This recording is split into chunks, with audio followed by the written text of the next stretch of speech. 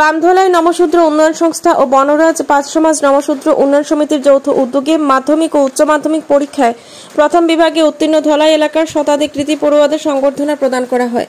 রবিবার ধলাইয়ের দর্মিখাল জিপির বড়াই বস্তি দুর্গা মণ্ডপে এক অনুষ্ঠানের মধ্য দিয়ে পড়ুয়াদের হাতে শংসাপত্র, মেমেন্টো ও গামছা দিয়ে সংবর্ধনা প্রদান করা হয়।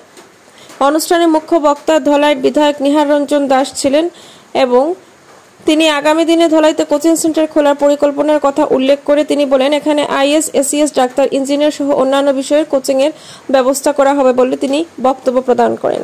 এদিনের অনুষ্ঠানে উপস্থিত ছিলেন আসাম বিশ্ববিদ্যালয়ের সেকশন অফিসার বিশ্বজিৎ দাস, রথীশ রঞ্জন রায়, গঙ্গানগর রুকনি জেলা পরিষদ সদস্য মিহির কান্তি রায়, কৃষ্ণপুর গঙ্গানগর জিপির এপি সদস্য উপেন্দ্র চন্দ্র দাস, অমিত রঞ্জন রায় সহ অন্যান্যরা।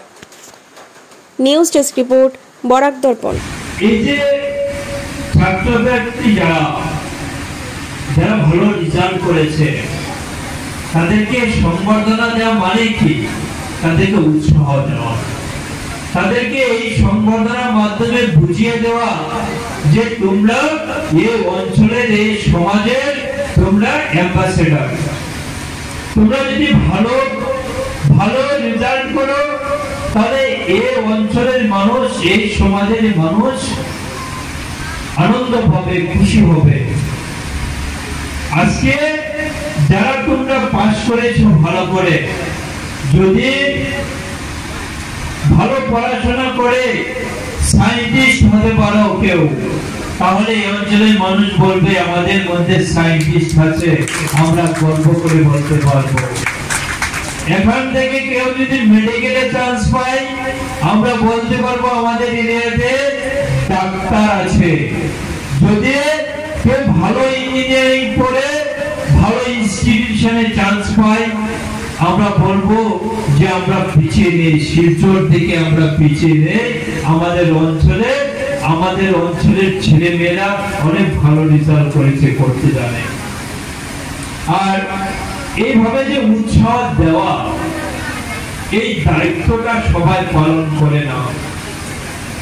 এটা উৎসাহ দেওয়া আমাদের সমান কর্তব্য। এভাবে আনুষ্ঠানিক ভাবে সংগঠনের অনুষ্ঠান করে তাদেরকে উৎসাহ দেওয়া এবং জীবনের গতিপথ যাতে ঠিক পথে হয়, যাতে এগিয়ে যেতে পারে, তার জন্য তাদেরকে যে অনুপ্রেরণা দেওয়া, উৎসাহ দেওয়া, উপদেশ দেওয়া, তার জন্য যে অনুষ্ঠান, এই অনুষ্ঠান সমাজে কিছু সংখ্যক মানুষ আছে, খুব অল্প সংখ্যক মানুষ আছে যারা এই দায়িত্ব পালন করে।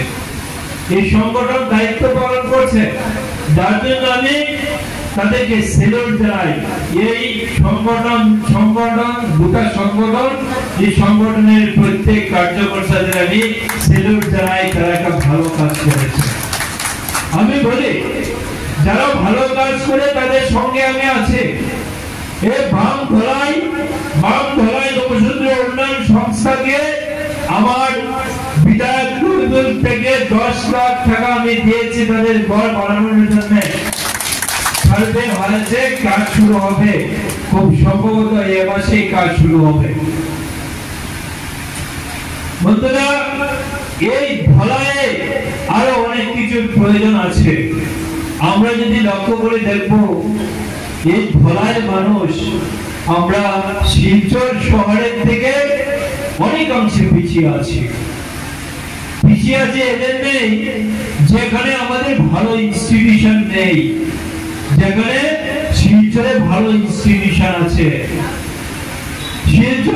শিলচর শহরে যারা মেট্রিক, হায়ার সেকেন্ডারি পাস করে তারা যাতে ডাক্তারিতে চান্স পায়, ইঞ্জিনিয়ারিং এ চান্স পায়, আইএস পরীক্ষা দিতে পারে, এসিএস এর চান্স পায়, তার যে কোচিং এর ব্যবস্থা আছে আমাদের এই ধলাইতে নেই। তার জন্য আমি সিদ্ধান্ত নিয়েছি যে আগামীতে এই ধলাইতে এ ধরনের কোচিং এর সেন্টার আমি তৈরি করব, আইএস কোচিং সেন্টার তৈরি করব। তার জীবন যদি আপনারা শুনেন, খুব একটা ধনী পরিবারের লোক নয়, জীবনকে ঘাত প্রতিঘাত চেষ্টা করে উনি আজকে এডভোকেট হয়েছেন, উনি আজকে বিধায়ক হয়েছেন। এটা নিজের সংকল্প ছিল, তার জন্য সেই কাজটা। আজকের দিনে এখানে যারা উপস্থিত হয়েছেন, বিভিন্ন সমাজ আপনারা উপস্থিত হয়েছে সঙ্গে সঙ্গে যে সংস্থা আয়োজন করেছে, আমাকে নিমন্ত্রণ করেছে। আগেও আমাকে একবার নিমন্ত্রণ করেছিল, আমি এসেছি কিন্তু অনুষ্ঠানে থাকতে পারিনি আমার বিভিন্ন কার্যক্রমের জন্য। আজকে এখানে নিমন্ত্রণ করার জন্য আমি এই সংস্থাকে ধন্যবাদ জানাই। একটা কথা মনে রাখবে, যে যত সমাজ করুক আমাদের একটা লক্ষ্য সনাতন, সেই কথাটা সবসময় আমরা সনাতনী ধর্মের মানুষ, আমাদের ইজ্জত আছে, আমাদের সম্মান আছে, এই সম্মানটুকু বজায় রাখবে। আমরা সমাজ করব, সমাজ হিন্দু সমাজ বিখণ্ডিত করব, সেটা আমাদের অধিকার নয়। আমরা এই সমাজকে একত্রিত করে রাখবো। আমরা সনাতনের যাতে ক্ষতি না হয় তার চেষ্টা আমাদের প্রত্যেকের রাখার প্রয়োজন। প্রত্যেক জাতি সনাতন যদি নষ্ট হয়ে যায় আপনার সমাজও বাঁচবে না, ধর্ম বাঁচবে না, কিচ্ছু বাঁচবে না। আজকে বাংলাদেশে কি হচ্ছে আপনারা সবাই জানেন। সেই কথাগুলো এই কারণে বলবো যে সনাতনকে রক্ষা করে আমরা নিজ জাতিকে আমরা সুন্দরভাবে পরিচালনা করব, নিজ জাতির ঐতিহ্যকে বজায় রাখবো। আমার একটু আগে একটা ভাই বলেছে যে মতুয়া সমাজের হিস্ট্রি বলেছে, মতুয়া সমাজও আপনাদের সমাজের সঙ্গে অন্যান্যভাবে জড়িত। আমরা জানি এই মতুয়া সমাজ থেকেও একজন কেন্দ্রীয় মন্ত্রী হয়েছে, আমাদের বর্তমান মোদী সরকারের মন্ত্রী আছে, যিনি শান্তনু ঠাকুরের নাম মনে করেছেন।